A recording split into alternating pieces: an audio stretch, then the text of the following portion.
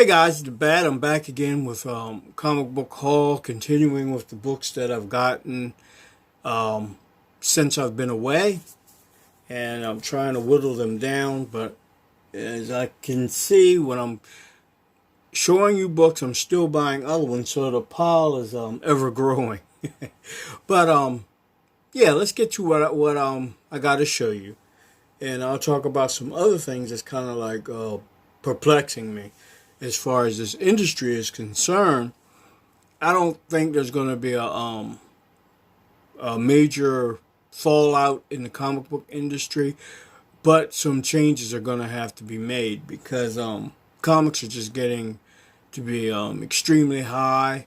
And truthfully, from my perspective, I'm not really impressed by a lot of the new books that are out. Yeah, you got, like I said before, you got some gems out there, but you got a lot of duds out there too. And with the prices going up, I've noticed DC books are like $4.99 now. Marvel books are $4.99 for the average book.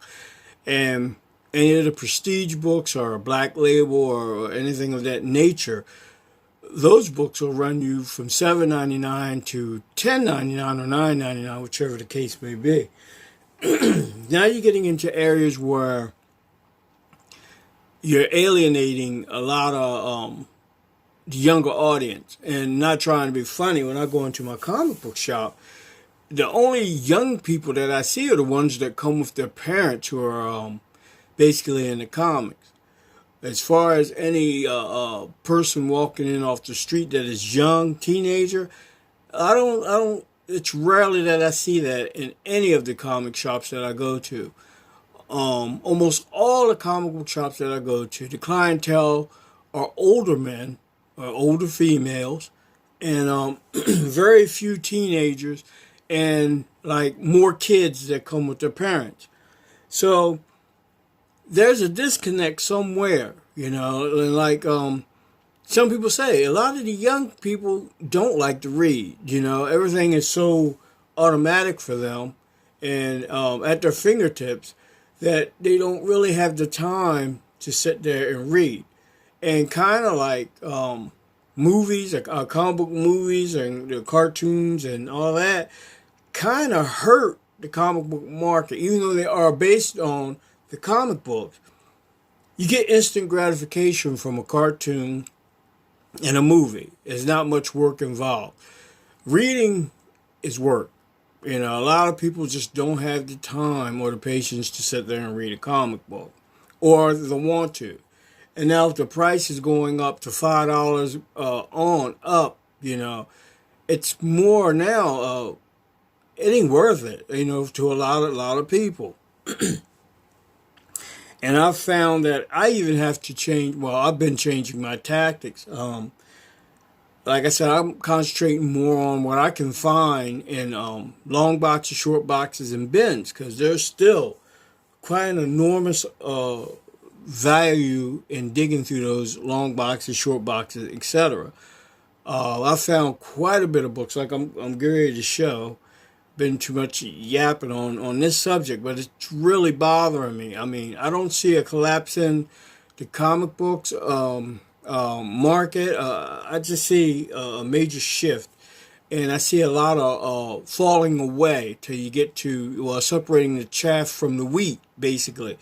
And it's going to be hard. It's going to be hard, and I feel real bad for the local comic book shop owners, because they're going to have to be on their toes if they hope to compete or to even keep customers. Because between the bad storytelling, the bad art, and the higher priced books, I mean, it's like a lose-lose situation, But I digress. Let me get on with this video. Okay, while I was out, I've been buying books. Dealing with this copper thing, I kind of like laid back to see what was going on. A lot of it, like the smoke is kind of cleared, and like with everybody else, I put a warning thing before my video for younger kids that this video isn't really intended for them. It's really intended for comic book collectors of more of a mature level. So with that, let me get started with this because I don't want to be holding up the video too long.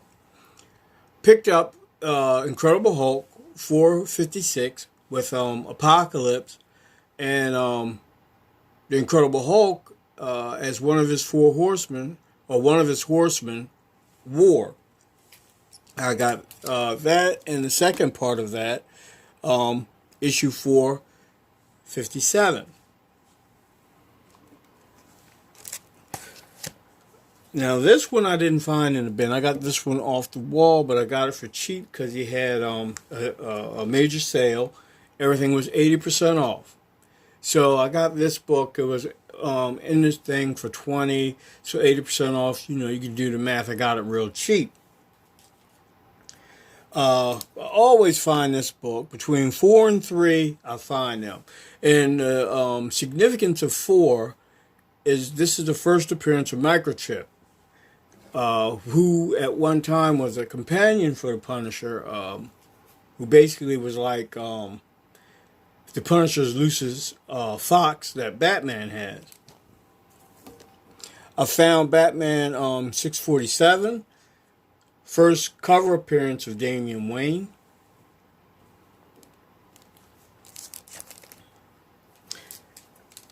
I love this cover, this Joker cover for Batman issue 663. Oh, I got a Wildcats newsstand, issue number 2, Wildcats Trilogy, issue number 2, newsstand. Found Adam Hughes, Catwoman, issue number 44 in the bins. Long boxes or whatever you want to call it. J. Scott Campbell cover for Black Panther number 5. Astonishing X-Men number 3. That book kind of hot now, dealing with Sword and that they're showing up in the movies. Astonishing X-Men number 6, same thing. This book is getting hot. You know, I find this book on a regular, and you know, every time, like I said, if I see them, I pick them up. Speaking of which, with the Punisher, I got these kind of out of order because there's so many of them. This is issue number 3. And I picked that one up. And it's a newsstand. Actually, that shouldn't... Yeah, okay. No. Would have been better if that had been a direct issue.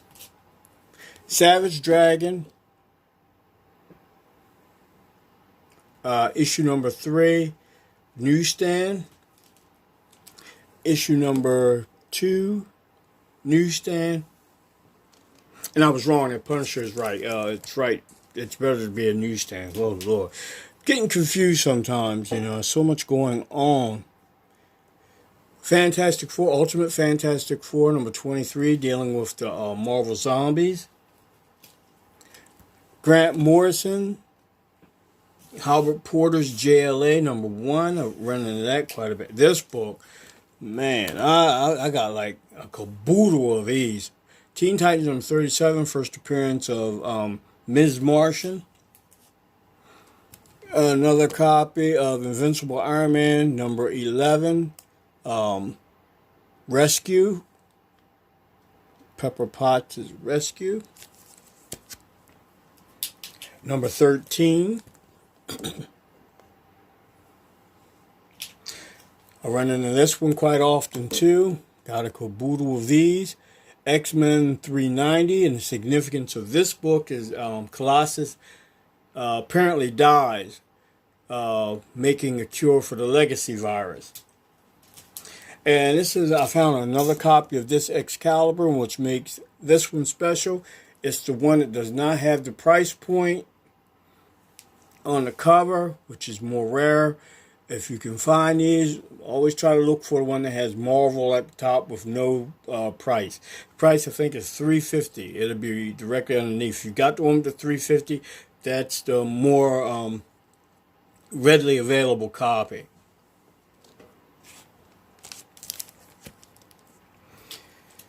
Batman Annual number 1. This book is pretty pricey, so a $20 book. This is the Annual number 1. With Mr. Freeze. I found 2 copies of that in the bins. Suicide Squad, issue number 6. This book was hot at a time because it was dealing with the origin of Harley. Found another copy of Spawn 300. And it's a variant cover. Power Rangers, these are variants. I think what I'm showing you now, this pile now, yeah, they're basically all variants that I got in the bin.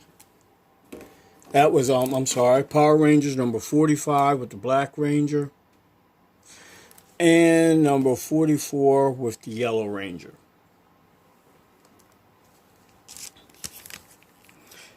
West Coast Avengers number 1 variant. Dead Man Logan number 3. Couldn't believe I found this. Superboy number 2. This book was hot at one time with the Gillian March cover of Poison Ivy. I mean, this book was super hot at one time. Everybody was trying to find it, and I got lucky with that one. New Mutants number 1 variant.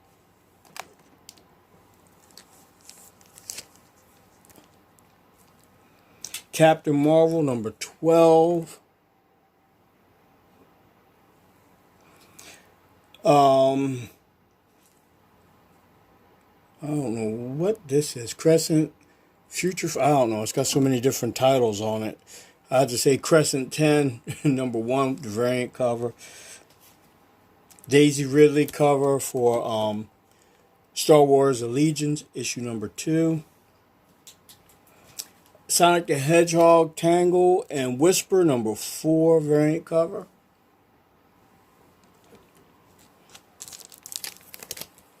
Amazing Spider-Man, issue number 33. Firefly, I'm not sure. I think this is issue number 4. And I don't know which issue of Firefly this one is. It's got to be 2 or 3. I'm not sure.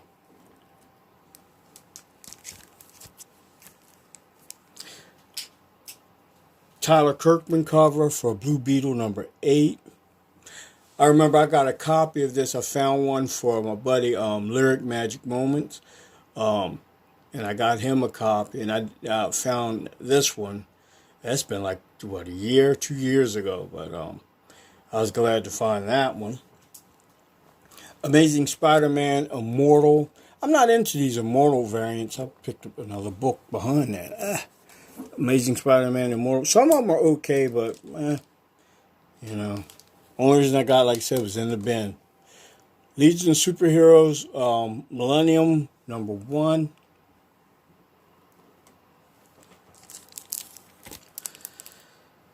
Definitely had to pick this one up.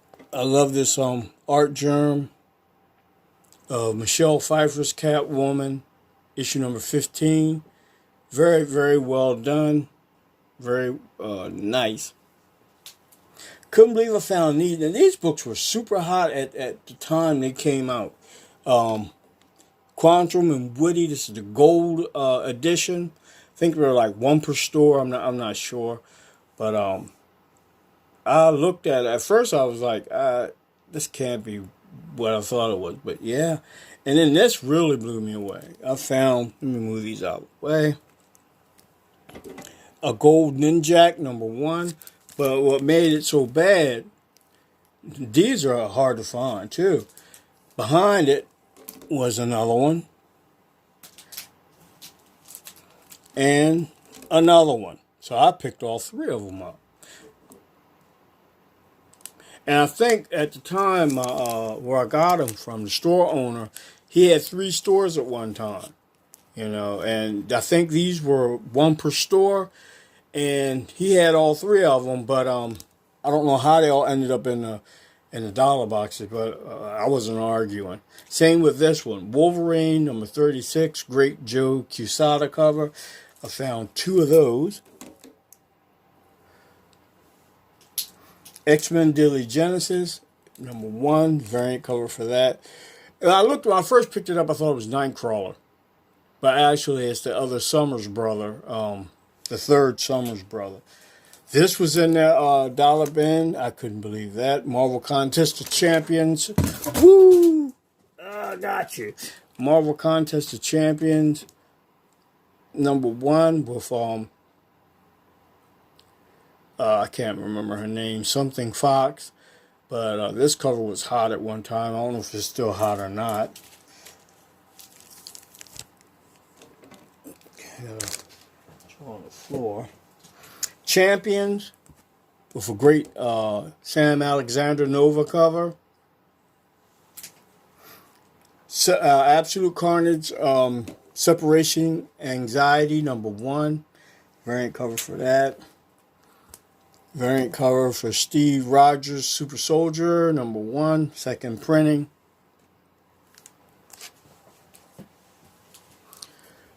Okay, Batman Beyond #27. B cover. Found he still had a gangload of these in one of the long boxes in the dollar long box bin, and I just picked up another copy. I got like about 5 of them, but I like this cover with Jenica. Actually, it's the first I think cover appearance of Jenica. Standard, whatever variant cover that I know of, except for that one that's from the San Diego Con. That's real expensive, but this is a nice one to have in your private collection. A versus X, round 6. Now this is a Batman. I picked this one up for a reason, and like I said, I don't think a lot of people really realize what's going on with this book. They have it, okay, this is a second printing, Batman 1. But in UPC, it's an error. They got it, the UPC saying that it's a first printing. And it's not. It's a second printing. So there's an error somewhere with this book. And every time I see this when I try to pick it up. And it's also got the first appearance of Gotham Girl and Gotham. Hope to do something with Gotham Girl, but Lord knows. Invincible Iron Man #5. Variant cover for that. And these last books weren't in the dollar bins, but I got them cheap because, like I said, the store had 80% off sale. So I roughly paid between $10 and $5 for each one. Giant Size Avengers #1. Nice clean copy.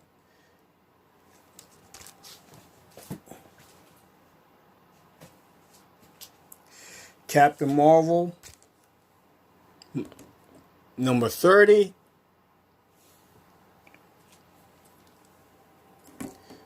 #31. Great Jim Starlin art covers. And #32. I remember as a kid, I always liked the way Jim Starlin drew. You could always tell his art because his people were like super muscular. And I was pretty good at identifying artists because, like I said, I was young when I really got into comics. And certain artists really, to me, set the tone. And I could identify with them, like Starlin, Gil Kane, John Buscema, John Romita Sr. I don't want to skip anybody. Mike Grell. Jim Lee came a little later. Him, McFarlane, Liefeld, and them, they came a little later. Carmen Infantino. There's so many of them. Nick Cardy, Jose Garcia Lopez, George Perez, of course. Great artists. And they each brought their own style to the table. And the last 2 or 3 books I got to show was a Wanted #9. Nice book.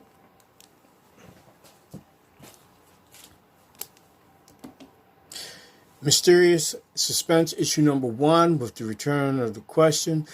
Great Steve Ditko cover. When I saw this book, I was like, my eyes buckled for that. I mean, it's not in the best of shape. You got a lot of spine problems, but the book is intact. And here's the question by Ditko. And Walt Disney Comics and Stories, issue number 140. This has, I think, the first cover appearance of Scrooge McDuck. So, and that's it. That's basically what I got to show in this pile. I'll probably be back next week or sooner. And I'll show some more books that I picked up. But like I said before, I don't think we're going to have a comic book collapse as far as the industry collapsing. I don't know. I think it's going to change. And like some people say, it may go digital, you know.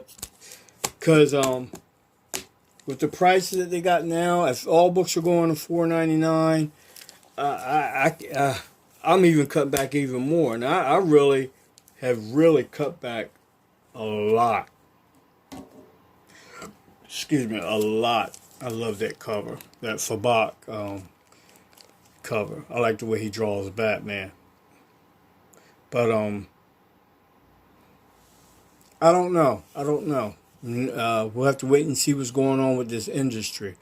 I hate it to become a niche industry or a niche thing, because then, you know, it's only going to be like a certain few or whatever. This is a hobby that should be for the masses, you know, but it is what it is. And until then, and until next time, this is Bad Avenger. Y'all guys be well. And I'll see you next time. All right, goodbye.